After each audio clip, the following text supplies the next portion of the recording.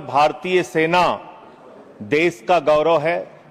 भारतीय सेना में भर्ती होना एक नौजवान का सपना होता है मान्यवर।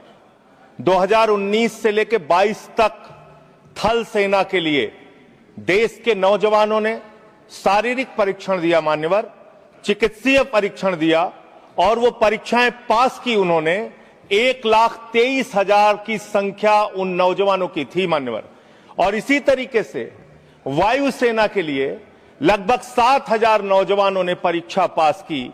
लेकिन बड़े अफसोस के साथ आपके माध्यम से इस सरकार को बताना चाहता हूं कि आज वो नौजवान अवसाद में है, निराशा में है, पीड़ा में है, दुख में है कि उनको आज तक सेना में भर्ती का अंतिम जो भर्ती के लिए उनको चिट्ठी मिलनी चाहिए, उस चिट्ठी की प्रतीक्षा कर रहे हैं मान्यवर।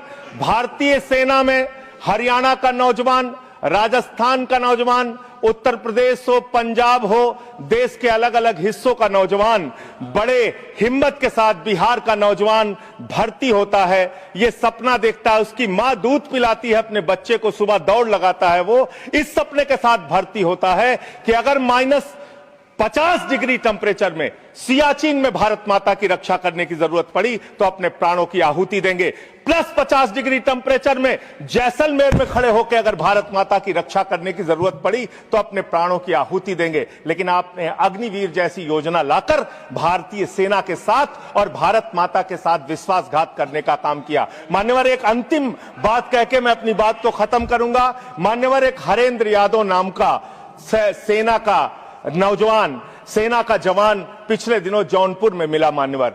वो हरेंद्र यादव अपनी पीड़ा, अपनी दुख को मेरे सामने वो रख रहा था। उसने विपक्ष के तमाम नेताओं के सामने और सत्ता पक्ष के सामने भी गिड़गिड़ाया, रोया। उसकी एक ही विनती थी कि सेना का जवान बना है हाथ में बंदूक लेने के लिए, सेना का जवान बना है भारत की रक्षा करने के लिए, लेकिन उस जवान से अधिकारियों के ट्रे उठवाए जाते हैं, सेवादारी करवाई जाती है। सेना में यह सेवादारी की प्रथा बंद होनी चाहिए। हमारे जवानों का सम्मान बरकरार रहना चाहिए। हमारा जवान देश की रक्षा के लिए है, भारत माता की रक्षा के लिए है, किसी अधिकारी का ट्रे उठाने के लिए नहीं है, हाथ में बंदूक उठाने के लिए है, दुश्मनों से लड़ने के लिए है। यह मैं हरेंद्र यादव की पीड़ा भी आपके माध्यम से सरकार तक पहुंचाना चाहता हूं और निवेदन करना चाहता हूं मान्यवर कि जिस भर्ती पर आपने रोक लगाई है सारी परीक्षा पूर्ण करने के बावजूद, उनको ज्वाइनिंग का लेटर दीजिए। उन नौजवानों को कम से कम जिनकी सारी परीक्षाएं आपने पूरी कर ली है, उन नौजवानों